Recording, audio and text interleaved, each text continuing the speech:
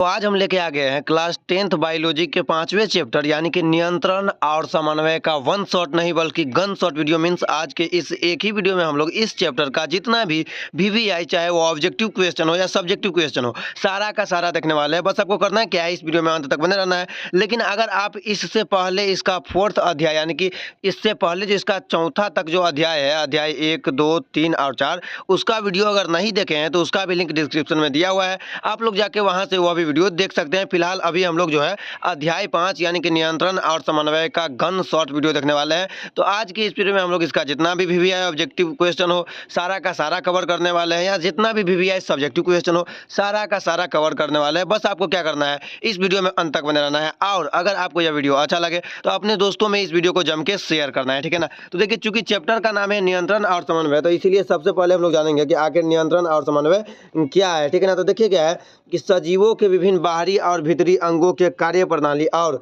गतिविधियों में तालमेल स्थापित करना ही नियंत्रण और समन्वय कहलाता है। नियंत्रण और समन्वय के कारण ही अंग एवं अंग तंत्र सुचारू रूप से काम कर पाते हैं। तो हमारे शरीर में जितना भी अंग है उसका अलग अलग अंगों पे नियंत्रण यानी कि कंट्रोल जो होता है वह स्थापित करना बहुत ही जरूरी होता है, और इसे ही क्या कहा जाता है, तो नियंत्रण और समन्वय कहा जाता है। नियंत्रण और समन्वय के कारण ही हमारे लोगों का जो है अंग और अंग तंत्र सुचारू रूप से काम कर पाते हैं। अगर हमारे शरीर पे किसी भी प्रकार का नियंत्रण और समन्वय नहीं रहे हमारे एक अंग का दूसरे अंग पे, तो हम लोगों का जो है हम लोग सुचारू रूप से काम नहीं कर पाएंगे। तो नियंत्रण और समन्वय यही है। इसके बाद देखिए क्या है कि नियंत्रण और समन्वय, तो नियंत्रण और समन्वय या देखिए नियंत्रण और समन्वय सभी सजीवों में होता है, यानी कि वह पौधों में भी होगा और जंतुओं में भी होगा। तो पहले हम लोग यह जानेंगे कि नियंत्रण और समन्वय पौधों में कैसे होता है, ठीक है ना। तो देखिए पौधे में गति क्या है, पौधे में गति पहले हम लोग जान लेते हैं कि पौधे में गति किस प्रकार से होता है। तो देखिए क्या है पौधे में गति, तो क्या है कि अनुवर्तन गति। सबसे पहले अनुवर्तन गति किसे कहा जाता है, तो देखिए क्या है कि बाहरी कारकों के द्वारा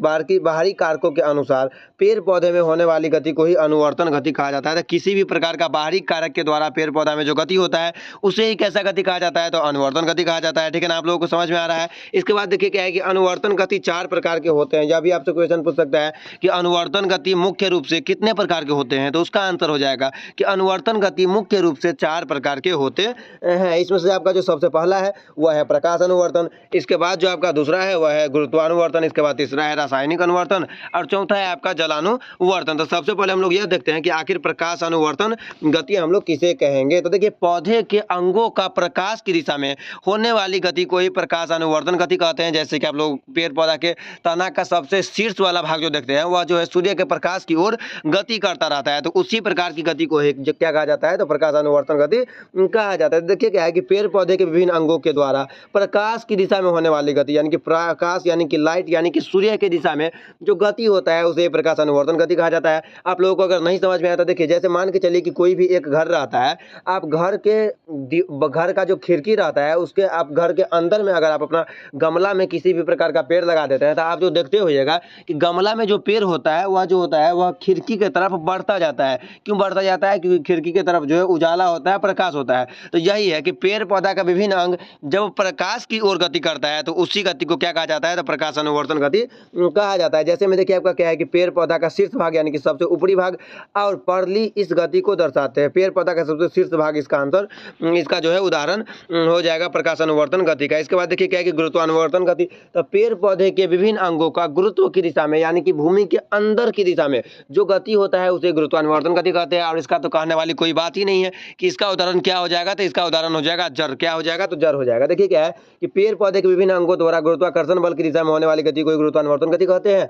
जैसे में आपका हो जाएगा जड़ गुरुत्वानुवर्तन गति को दर्शाता है। तो आपसे यह भी उदाहरण पूछ सकता है कि पादपों में जड़ों का गति कैसा गति है, तो इसका आंसर हो जाएगा गुरुत्वानुवर्तन गति। नेक्स्ट देखिए आपका क्या है कि रासायनिक अनुवर्तन गति क्या है कि पेड़ पौधे के विभिन्न अंगों द्वारा रसायन की दिशा में, देखिए रासायनिक अनुवर्तन गति था इसीलिए क्या हो जाएगा, तो रसायन की दिशा में हो जाएगा। पेड़ पौधे के विभिन्न अंगों द्वारा रसायन की दिशा में होने वाली गति को ही कैसा गति कहा जाता है, तो रासायनिक अनुवर्तन गति कहा जाता है। जैसे में आप इसको याद रख लीजिएगा कि यह पेड़ पौधे के बीजों यानी कि बीजांड में होता है। तो सबसे पहला था आपका प्रकाश अनुवर्तन गति, इसमें वह गति होता था जो प्रकाश की दिशा में गति करता था पेड़ पौधा। जैसे था आपका कि पेड़ पौधा का शीर्ष भाग, जैसे था आपका गुरुत्वानुवर्तन गति, तो यह वह गति था जिसमें पेड़ पौधा का जड़ जो होता है वह गुरुत्वाकर्षण की दिशा में गति करता है, उदाहरण तो जड़ ही हो गया। इसके बाद है आपका रासायनिक अनुवर्तन गति, तो रासायनिक यानी कि रसायन की दिशा में, तो पेड़ पौधे के विभिन्न अंगों द्वारा वाला रसायन की दिशा में होने वाली गति को ही रासायनिक अनुवर्तन गति कहा जाता है। जैसे हो जाएगा आपका कि यह पेड़ पौधे के बीजों या बीजांड में होता है। इसके बाद है जलानुवर्तन गति। तो यह भी कोई कहने सी बात नहीं है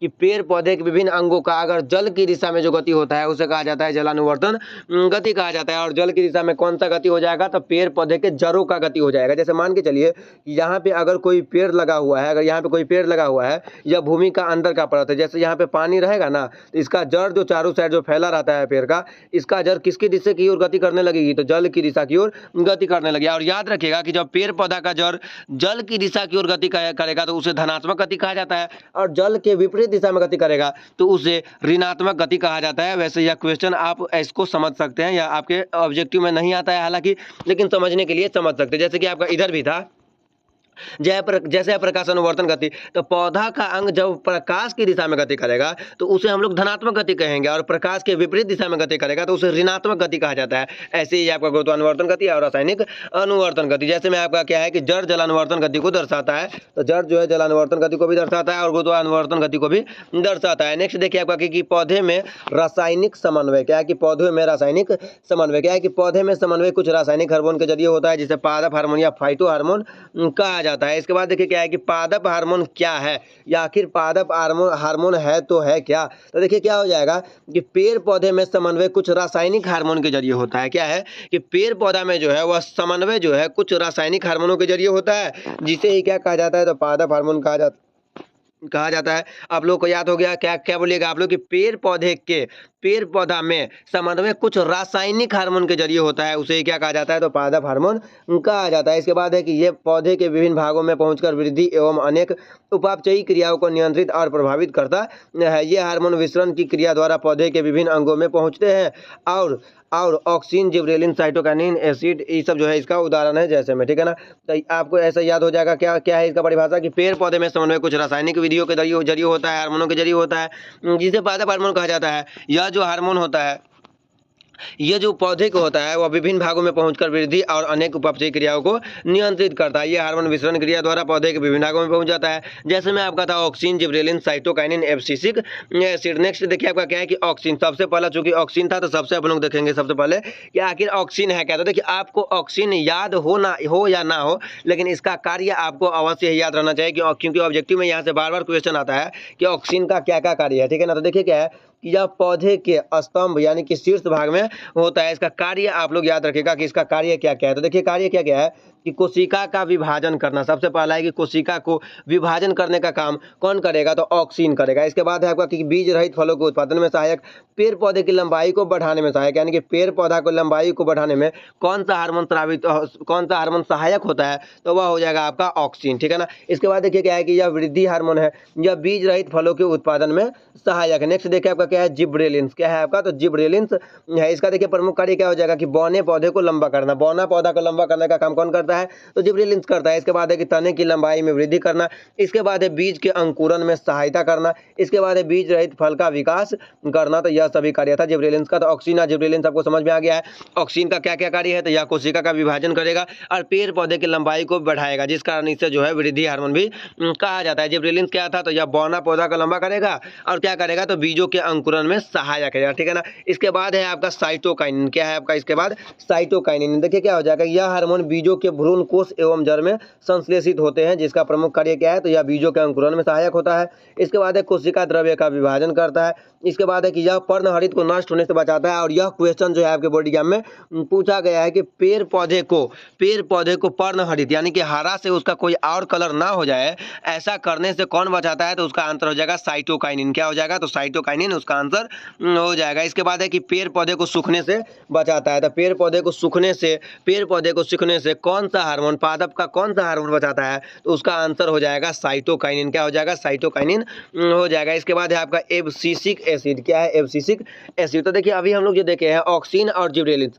जो कार्य कर रहा था उसका ठीक विपरीत कार्य कौन करता है, तो एब्सिसिक एसिड करता है। तो ऑक्सीन और जिब्रेलिन्स क्या कर रहा था, तो पेड़ पौधे के लंबाई को बढ़ा रहा था और पेड़ पौधे में वृद्धि कर रहा था। तो यह क्या करेगा कि पेड़ पौधे की लंबाई और उसके वृद्धि को रोकने का कार्य करेगा, उसके वृद्धि के विरुद्ध कार्य करता है। ठीक है ना। तो देखिए क्या है है कि यह पेड़ पौधे में ऑक्सीन और जिबरेलिन के विरुद्ध वृद्धि रोधक कार्बनिक यौगिक के जैसा कार्य करता है। देखिए इसके बाद इसका प्रमुख कार्य क्या क्या है, तो ऑक्सीन और जिबरेलिन के प्रभाव को रोक देता है, जिससे पौधे का वृद्धि रुक जाता है। यह कोशिका विभाजन और कोशिका दीर्घन को रोकता है। यह पत्तियों के मुरझाने में सहायक होता है। इसके बाद है आपका एथिलीन। तो एथिलीन क्या हो जाएगा कि यह पेड़ पौधे में प्राकृतिक रूप से गैसीय अवस्था में पाए जाते हैं। यह पौधे के तने के अग्रभाग में बनता है। इसे फल पकाने वाला हार्मोन भी कहा जाता है। तो बताइए कि ऐसा कौन सा हार्मोन है जिसका उपयोग फल पकाने वाला करता है, तो इसका आंसर हो जाएगा एथिलीन। क्या हो जाएगा, तो एथिलीन हो जाएगा। तो आप लोग कमेंट करके बताइए कि आप लोगों को अभी तक वीडियो कैसा लगा है। अगर वीडियो अच्छा लगा है तो आपको वीडियो को शेयर भी करते रहना है अपने अपने दोस्तों में, ठीक है ना। सिर्फ वीडियो को अपने नहीं देखना है, अपने दोस्तों में भी शेयर करना है। इसके बाद देखिए आपका नेक्स्ट क्वेश्चन क्या है कि हार्मोन क्या है, दो पादप हार्मोनों के नाम लिखिए। यानी कि सबसे पहले आपको क्या करना है, तो हार्मोन का परिभाषा देना है और उसके बाद दो गो पादप हार्मोन का नाम लिखना है, जो कि अभी हम लोग पहले ही देख चुके हैं, ऑक्सीन, जिबरेलिन, साइटोकाइनिन, एथिलीन, यह सब जो है इसी का। और देखिए यह क्वेश्चन 2019, 2023 और 2024 के बोर्ड एग्जाम में पूछा गया है कि हार्मोन क्या है, इन्हीं के किन्हीं दो पादप हार्मोनों के नाम लिखे। इसकी देखिए इसका आंसर क्या हो जाएगा कि हार्मोन एक जटिल कार्बनिक पदार्थ है जो सजीवों में होने वाली विभिन्न जैव रासायनिक क्रियाओं जैसे वृद्धि, विकास, प्रजनन आदि को नियंत्रित करता है। हार्मोन को ग्रंथि रस भी कहा जाता है। यह कोशिकाओं के ग्रंथियों से स्रावित होता है। इसके बाद देखिए क्या है कि दो पादप हार्मोन का नाम लिखना है। अभी तक हम लोग 5 पादप हार्मोन देखे हैं, उनमें से आपको किन्हीं दो का ही नाम लिखना है। तो कोई जो आपको दो याद रहे आपके बोर्ड एग्जाम में वो आपको लिख देना है। फिलहाल यहाँ पे लिखा हुआ है ऑक्सीन और जिबरेलिन। नेक्स्ट क्वेश्चन देखिए आपका क्या है कि दो पादप हार्मोनों का नाम लिखिए। पादप हार्मोन यानी कि पेड़ पौधा वाला हार्मोन, तो दो गो पेड़ पौधा वाला हार्मोन का नाम लिखना है और उनके एक एक कार्यों को लिखना है। तो देखिए आपको जरूरी नहीं है कि हम जो लिखे हैं आपको बोर्ड एग्जाम में वही लिखना है। आपको जिसका भी नाम और जिसका कार्य एक बढ़िया से याद रहे, बढ़िया कार्य याद रहे, आपको सिर्फ वही लिखना है। क्योंकि अपने लोगों का टारगेट क्या है, तो अपने लोगों का टारगेट है बोर्ड एग्जाम में अच्छा से अच्छा मार्क्स लाना, ठीक है ना। तो देखिए क्या है कि पादप हार्मोन निम्नलिखित है। एक हो गया आपका ऑक्सीन और एक हो गया आपका जिबरेलिन। तो ऑक्सीन के क्या क्या कार्य हो जाएगा, तो यह पौधे में कोशिका विभाजन तथा कोशिका दीर्घन में भाग लेता है। इसके बाद है जिबरेलिन के कार्य, तो क्या है कि यह बीजों के अंकुरन में सहायक होता है। नेक्स्ट क्वेश्चन देखिए आपका क्या है कि क्लोरोफिल क्या है। भाई किसको नहीं पता है कि आखिर क्लोरोफिल क्या है, बच्चे को पता है कि क्लोरोफिल क्या है। यह पौधे के किस भाग में पाया जाता है, तो पेड़ पौधे के हरा भाग यानी कि जो पत्ती रहता है उसी को क्या कहा जाता है, तो क्लोरोफिल कहा जाता है। तो देखिए क्या है कि क्लोरोफिल एक हरा रंग द्रव्य है जो पौधे की पत्तियों के हरे भाग में पाया जाता है। तो पौधे के पत्तियों के हरे भाग में क्या पाया जाता है, तो क्लोरोफिल पाया जाता है। और क्लोरोफिल के कारण ही जो है जो पत्तियों का रंग क्या होता है, तो हरा होता है। आप लोग इसको भी याद रखिएगा कि बोर्ड एग्जाम में यह भी क्वेश्चन आ सकता है कि इनमें से किसके वजह से पत्तियों का रंग हरा होता है, तो उसका आंसर हो जाएगा क्लोरोफिल। क्या है देखिए इसके आगे कि और यह प्रकाश संश्लेषण की क्रिया में सूर्य के प्रकाश को अवशोषित करता है, जो कि हम लोग इसका चैप्टर 1 में ही देख चुके हैं। यह पौधे के मिसोफिल कोशिका में पाया जाता है, इसके कारण ही पत्ती का रंग हरा होता है। तो क्लोरोफिल आप लोगों को समझ में आ गया क्लोरोफिल क्या है। तो पेड़ पौधे के हरा पत्तियों में जो है उसी में क्या पाया जाता है, क्लोरोफिल पाया जाता है। इसका मुख्य काम प्रकाश संश्लेषण की क्रिया के दौरान सूर्य के प्रकाश को अवशोषित करना है। यह पौधे के मिसोफिल कोशिका में पाया जाता है, इसी के कारण पत्ती का रंग जो है हरा होता है। इसके बाद हम लोग जो पौधों में हम लोग नियंत्रण और समन्वय देख चुके हैं। इसके बाद हम लोग देखने वाले हैं जंतुओं में नियंत्रण और समन्वय। तो देखिए जंतुओं में नियंत्रण और समन्वय में हम लोग क्या क्या पढ़ने वाले हैं, जैसे आपका तंत्रिका तंत्र, अंतःस्रावी ग्रंथि, केंद्रीय तंत्रिका तंत्र, परिधीय तंत्रिका तंत्र, मस्तिष्क, मेरुदंड, कपाल तंत्रिकाएं, मेरुदंड, दंड तंत्रिकाएं। देखिए क्या है इसका 5 मार्क्स वाला आपका एक क्वेश्चन है। इसके बाद भी 2 नंबर वाला ही है, 2 मार्क्स वाला भी क्वेश्चन है। देखिए क्या है कि तंत्रिका कोशिका या न्यूरॉन का सचित्र वर्णन करे। चाहे आपके बोर्ड एग्जाम में आए कि तंत्रिका कोशिका का सचित्र वर्णन करे या आए कि न्यूरॉन का सचित्र वर्णन करे, इस दोनों में से कोई एक ही आएगा। तो चाहे कोई भी आए उसका आपका परिभाषा जो है सेम ही देना है। तो सबसे पहले आप लोगों को क्या करना है, तो सबसे पहले आप लोगों को तंत्रिका तंत्र का चित्र पाड़ लेना है। तो देखिए तंत्रिका तंत्र का सबसे पहले आप लोग चित्र पाड़िएगा। तंत्रिका तंत्र का सबसे पहले आप लोग क्या कीजिएगा, तो चित्र पाड़ लीजिएगा। कुछ ऐसे कर करके जो है आपको तंत्रिका तंत्र का चित्र पाड़ना है। 1-2 बार आप लोग ड्रॉ कीजिएगा तो आप लोग को आसानी से आ जाएगा। देखिए तो तंत्रिका तंत्र का जो सबसे बाहरी जो होता है, ये वाला अंग जो आप लोग देख रहे हैं जो हाथ की तरह जो है, इसे कहा जाता है ध्रुमिका। क्या कहा जाता है, इसे ध्रुमिका कहा जाता है। और जो बीच में है या तो केंद्रक है या तो कहने वाली बात ही नहीं है। और जो यह बीच का स्थान है, आप लोग जो यह स्थान देख रहे हैं, इस स्थान को क्या कहा जाता है, तो इसे कहा जाता है कोशिकाएं। और इसे क्या कहा जाता है, तो इसे कहा जाता है तंत्रिकाक्ष। इसके बाद इसे कहा जाता है तंत्रिका तंत्र का अंतिम सिरा। इसके बाद हम लोग इसका विभिन्न प्रकार का कार्य देखने वाले हैं कि आखिर ध्रुमिका का क्या कार्य है, कोशिकाएं का क्या कार्य है, तंत्रिकाक्ष का क्या क्या कार्य है। तो देखिए क्या है यहाँ पे आपको कि तंत्रिका तंत्र की संरचनात्मक और क्रियात्मक इकाई को तंत्रिका कोशिका या न्यूरॉन कहा जाता है। तो ऑब्जेक्टिव में क्वेश्चन आ भी सकता है कि तंत्रिका तंत्र की संरचनात्मक और कार्यात्मक इकाई को क्या कहा जाता है, तो न्यूरॉन कहा जाता है या तंत्रिका कोशिका कहा जाता है। देखिए सबसे इसका जो ऊपरी भाग था इसका नाम था द्रुमिका। तो सबसे पहले हम लोग देखेंगे कि आखिर द्रुमिका का कार्य क्या है। द्रुमिका का आखिर कार्य है तो है क्या, देखिए क्या है कि यह संवेदनाओं को संवेदी अंग जैसे नाक, कान, जीभ, आंख से ग्रहण कर कोशिकाएं तक पहुंचाता है। तो सभी संवेदी अंगों से संवेदना को ग्रहण करने का कार्य कौन करता है, तो द्रुमिका करता है। और द्रुमिका जो है संकेतों को ग्रहण करके किसके पास भेज देता है, तो कोशिकाएं के पास भेज देता है। जैसे कि आप लोग चित्र में भी देख सकते हैं। देखिए यहाँ पे द्रुमिका है, यह क्या करेगा, इस सभी अंगों से तो संकेत को ग्रहण करेगा और उस संकेत को ग्रहण करने के बाद क्या करेगा, तो इसके अंदर में भेज देगा और इसके अंदर का ही नाम क्या है, तो कोशिकाएं है। इसके बाद देखिए कोशिकाएं का क्या क्या है, तो कार्य है। तो देखिए कोशिकाएं का क्या कार्य है कि इसे साइटोन के नाम से भी जाना जाता है। साइटोन इसका इंग्लिश नाम है कोशिकाएं का। यह द्रुमिका से आए सूचनाओं को तंत्रिकाक्ष तक पहुंचाने का कार्य करता है। या जो द्रुमिका से जो तंत्रिका कोशिका जो आया था, तंत्रिका से सूचना जो आया था उसको कोशिकाएं क्या करता है, तो द्रुमिका से आए सूचनाओं को किसके पास पहुंचाता है, तो तंत्रिकाक्ष के पास पहुंचाता है। तो यही काम है इसका कोशिकाएं का। इसके बाद है आपका तंत्रिकाक्ष क्या है, तो देखिए क्या है कि न्यूरॉन के कोशिका शरीर से निकलने वाला सबसे लंबा तंतु होता है। यह कोशिका शरीर से विद्युत आवेगों को तंत्रिका का अंतिम सिरा तक ले जाता है, जो आवेगों को अगले न्यूरॉन के डेंड्राइट्स तक पहुंचाता है। यानी कि यह प्रक्रिया जो है चलता रहता है। आप लोग थोड़ा बात को समझिए। सबसे पहले द्रुमिका में आएगा, द्रुमिका के बाद कहाँ जाएगा, तो कोशिकाएं में जाएगा। कोशिकाएं का क्या कार्य है, तो यह द्रुमिका से आए सूचनाओं को कहाँ तक पहुंचाता है, तो तंत्रिकाक्ष तक पहुंचाता है। इसके बाद जो है तंत्रिका तंत्र के अंतिम सिरा के द्वारा जो है यह इससे बाहर निकल जाता है। और इससे बाहर निकलने के बाद क्या होता है, तो इसी प्रकार का जो अगला जो न्यूरॉन तंत्रिका कोशिका होता है उसके कहाँ तक पहुंच जाता है, तो द्रुमिका तक पहुंच जाता है। नेक्स्ट देखिए आपका क्या है कि न्यूरॉन के प्रकार, न्यूरॉन आखिर होते हैं कितने प्रकार के, तो न्यूरॉन होते हैं 3 प्रकार के। कितने प्रकार के न्यूरॉन होते हैं, 3 प्रकार के। यह भी क्वेश्चन आपके बोर्ड एग्जाम में आ सकता है कि न्यूरॉन का कितना प्रकार होता है, विच टाइप्स ऑफ न्यूरॉन। तो इसका आंसर हो जाएगा 3, यानी कि 3 प्रकार के न्यूरॉन होते हैं, जिसमें से आपका सबसे पहला है संवेदी न्यूरॉन। तो संवेदी न्यूरॉन का कार्य क्या है, तो यह सभी संवेदी अंगों से सूचनाओं को ग्रहण करता है। देखिए क्या है कि संदेशों को इंद्रियों से मस्तिष्क या रीढ़ की हड्डी तक पहुंचाता है। तो सूचनाओं को मस्तिष्क तक पहुंचाने का काम कौन सा न्यूरॉन करता है, तो संवेदी न्यूरॉन करता है। इसके बाद है आपका प्रेरक न्यूरॉन। तो यह क्या करता है, तो संवेदी न्यूरॉन जो था, जो सभी संवेदी अंगों से आए सूचनाओं को मस्तिष्क तक ले जा रहा था। प्रेरक न्यूरॉन क्या करेगा कि मस्तिष्क जो उसे सूचना भेजेगा उसे वापस जो है उसी संवेदी अंगों तक पहुंचाएगा। यही क्या है कि मस्तिष्क या रीढ़ की हड्डी से मांसपेशियों या ग्रंथियों तक संदेश पहुंचाते हैं। तो कौन पहुंचाते हैं, तो प्रेरक न्यूरॉन। इसके बाद है आपका इंटर न्यूरॉन।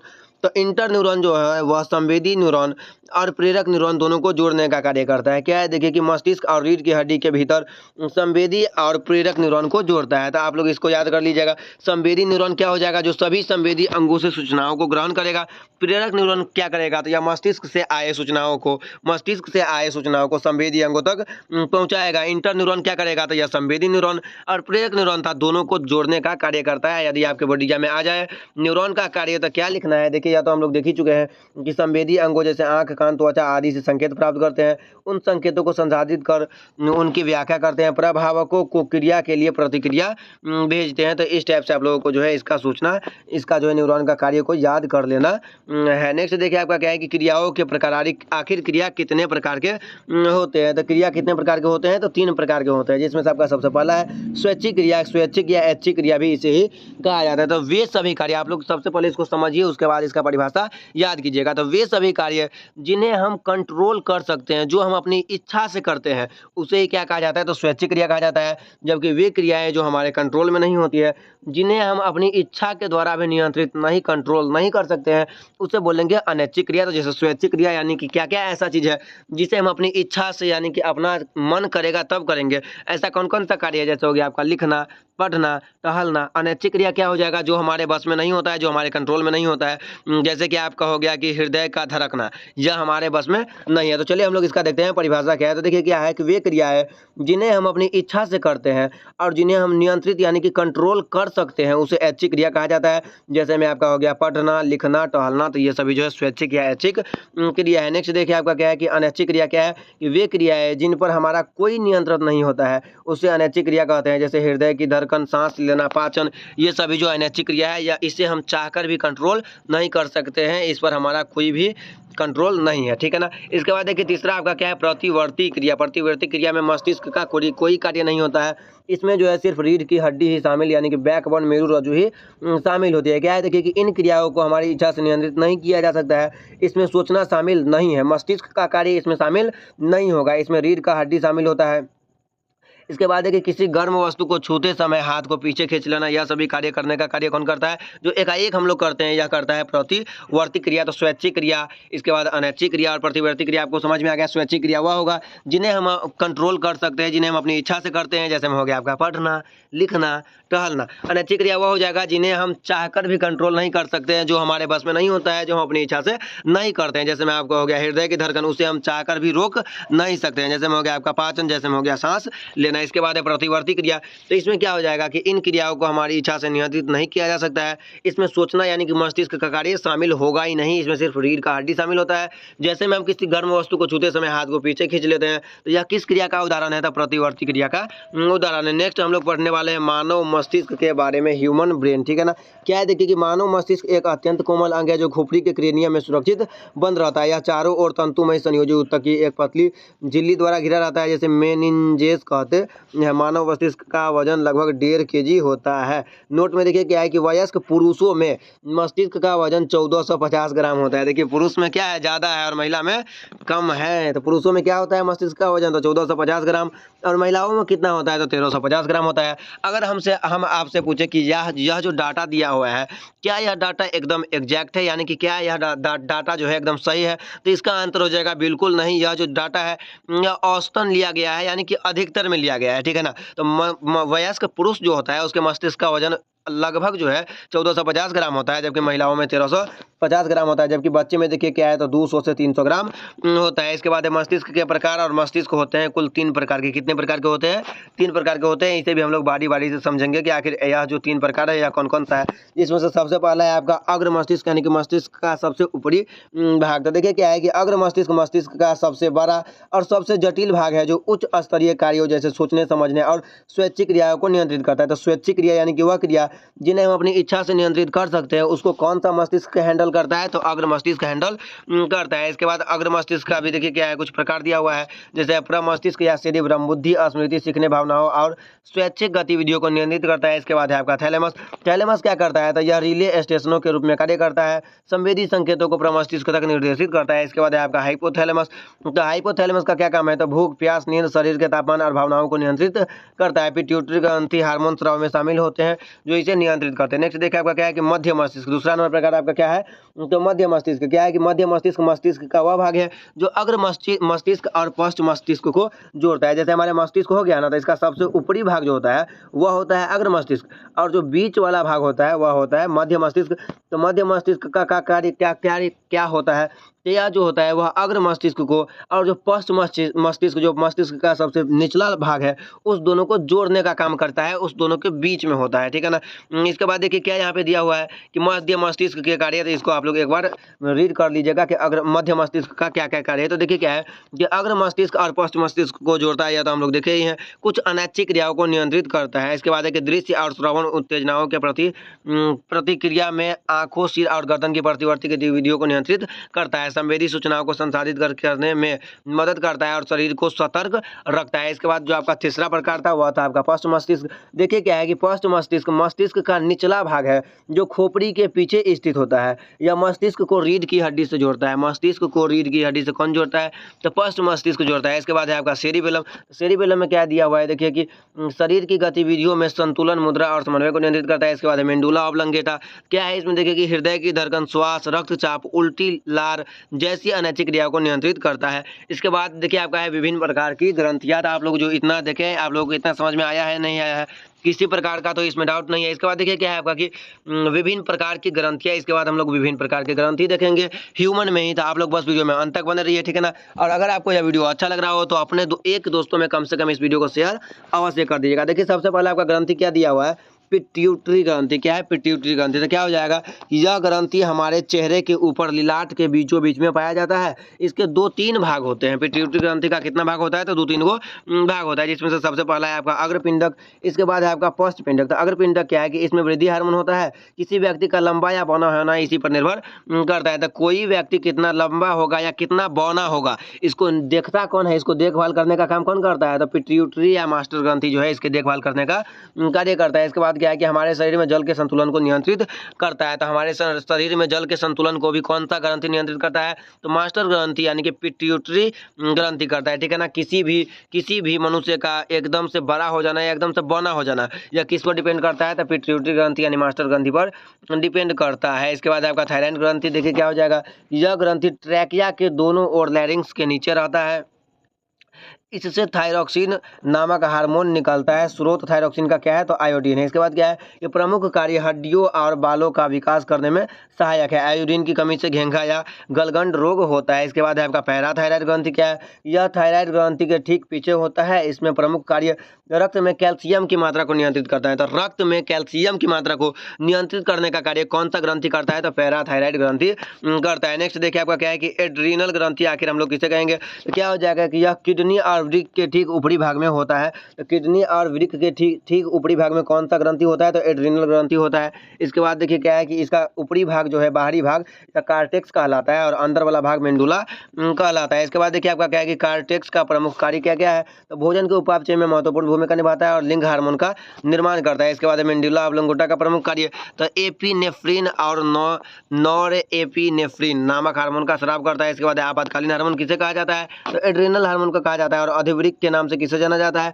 तो एड्रेनल हार्मोन को ही जाना जाता है। चूंकि यह वृक्क के पास स्थित होता है, इसीलिए एड्रेनल हार्मोन को अधिवृक्क हार्मोन के नाम से भी जाना जाता है, या आपातकालीन हार्मोन के नाम से भी एड्रेनल हार्मोन को जाना जाता है। ठीक है ना? इसके बाद देखिए आपका क्या है कि जनन ग्रंथि। जनन ग्रंथि क्या है? देखिए यहाँ पे है, इसका प्रमुख कार्य क्या क्या है? तो जनन कोशिकाओं का निर्माण और उम्र बढ़ने के साथ शरीर में होने वाले परिवर्तनों को नियंत्रित करता है। इसके बाद है अंडाशय में क्या हो जाएगा? देखिए कि अंडाशय के द्वारा कई हार्मोनों का स्राव होता है। बालिकाओं के शरीर में यौनावस्था में होने वाले सभी परिवर्तन इन हार्मोनों के कारण ही होता है। इसके बाद है आपका वृषण। वृषण में क्या हो जाएगा कि वृषण द्वारा स्रावित हार्मोन को एंड्रोजेंस कहते हैं। जो सबसे प्रमुख एंड्रोजन हार्मोन को टेस्टोस्टेरोन कहा जाता है। यह हार्मोन पुरुषों में लैंगिक लक्षणों एवं यौन आचरण को प्रेरित करता है, वृषण जो है। और याद रखिएगा कि अंडाशय जो होता है वह फीमेल में होता है और वृषण जो होता है वह मेल में होता है। अंडाशय से कौन सा हार्मोन निकलता है? अंडाशय से एस्ट्रोजन निकलता है। ठीक है ना? और वृषण से टेस्टोस्टेरोन निकलता है। इसके बाद देखिए आपका यहाँ पे क्या दिया हुआ है? मनुष्य में चीनी के पाचन में कौन सा हार्मोन सहायक होता है? जब हम लोग जो चीनी वाला चीज खाते हैं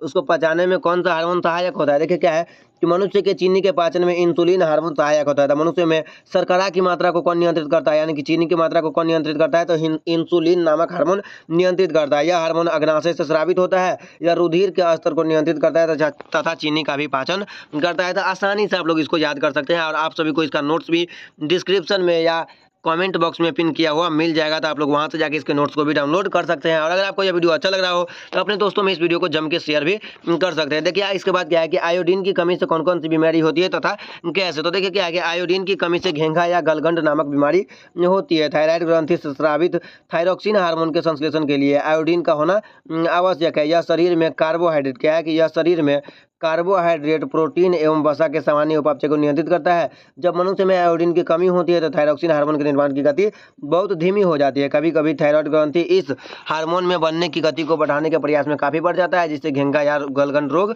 हो जाता है। तो कुछ इस तरीके से आप लोग इसको भी 2-3 बार रिविजन कर लीजिएगा, आसानी से आपको जो है यह भी याद हो जाएगा। नेक्स्ट देखिए आपका क्वेश्चन क्या है कि मधुमेह से आप क्या समझते हैं? मधुमेह से आप क्या समझते हैं? देखिए क्या हो जाएगा कि मधुमेह एक प्रकार की बीमारी है जिससे रक्त में ग्लूकोज यानी कि शर्करा का स्तर सामान्य से ज्यादा हो जाता है। तो शर्करा का स्तर जब मनुष्य में सामान्य से अधिक होता है, यानी कि जितना रहना चाहिए उससे बढ़ जाता है, तो उससे कौन सी बीमारी होती है? तो उससे मधुमेह नामक बीमारी होती है। क्या है कि यह तब होता है जब शरीर इंसुलिन का सही तरीके से उत्पादन नहीं कर पाता है, इसका इस्तेमाल नहीं कर पाता है। इंसुलिन एक हार्मोन है जो शरीर की कोशिकाओं को ग्लूकोज के ऊर्जा में बदलने के लिए कहता है। मधुमेह सभी उम्र के लोगों को हो सकता है। इसके बाद देखिए क्या है कि जब एड्रिनल हार्मोन रुधिर से मिल जाता है तो शरीर में क्या अनुक्रिया होती है। तो देखिए क्या है कि एड्रिनल हार्मोन को आपातकालीन हार्मोन भी कहा जाता है, जिसका निर्माण शरीर में डर, भय, क्रोध, आवेश की स्थिति में उत्पन्न होता है, जिसके कारण हृदय की धड़कन, श्वसन दर, रुधिर का प्रवाह बढ़ जाता है और मांसपेशियों से ऑक्सीजन की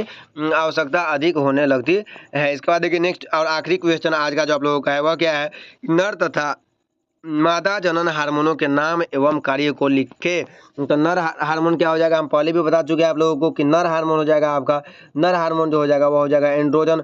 और क्या देखिए इसका सबसे पहले हम लोग परिभाषा देख लेते हैं। क्या है कि नर जनन हार्मोन को एंड्रोजन कहते हैं। यह नर में लैंगिक लक्षणों एवं यौन आचरण को प्रेरित करता है। वृषण के द्वारा टेस्टोस्टेरोन जो होता है यह नर हार्मोन होता है, ठीक है ना। लिंग हार्मोन बनते हैं जो शुक्राणु के निर्माण के साथ साथ किशोरावस्था में नर लैंगिक अंगों एवं लक्षणों जैसे आवाज, दाढ़ी, मूंछ इत्यादि को विकास करता है। मादा में अंडाशय से, यह आपको हम पहले ही बता चुके हैं कि मादा से हो जाएगा एस्ट्रोजन और पुरुषों से हो जाएगा आपका टेस्टोस्टेरोन नामक हार्मोन निकलता है। क्या है कि मादा में अंडाशय के द्वारा एस्ट्रोजन और प्रोजेस्टेरोन हार्मोन का स्राव होता है। एस्ट्रोजन हार्मोन का कार्य मादा लैंगिक अंगों एवं लक्षणों के विकास को नियंत्रित करना है, जैसे आवाज, स्तनों का विकास, कोमल त्वचा इत्यादि। इसके बाद आपका प्रोजेस्टेरोन हार्मोन के द्वारा मासिक चक्र यानी कि मेंस्ट्रुअल साइकिल का नियमन एवं नियंत्रण होता है। इस दौरान गर्भाशय में होने वाले परिवर्तनों को नियमित एवं नियंत्रित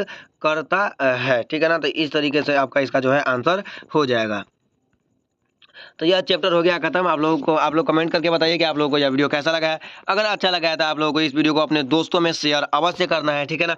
और आप लोग कमेंट करके बताइए कि अगर आप लोग किसी भी प्रकार का देखिएगा, आप लोग कोई भी अगर आप गाइड उठा लीजिए तो जितना क्वेश्चन आपको हम आज बताए हैं इसी में से आपका ऑब्जेक्टिव भी होगा और सब्जेक्टिव भी होगा। तो आप लोग कमेंट करके बताइए कि आप लोगों को यह वीडियो कैसा लगा है। अगर अच्छा लगा है तो अपने दोस्तों में इस वीडियो को शेयर अवश्य कर दीजिएगा। तो चलिए मिलते हैं फिर से किसी नेक्स्ट और नए वीडियो में, तब तक के लिए जय हिंद, जय भारत।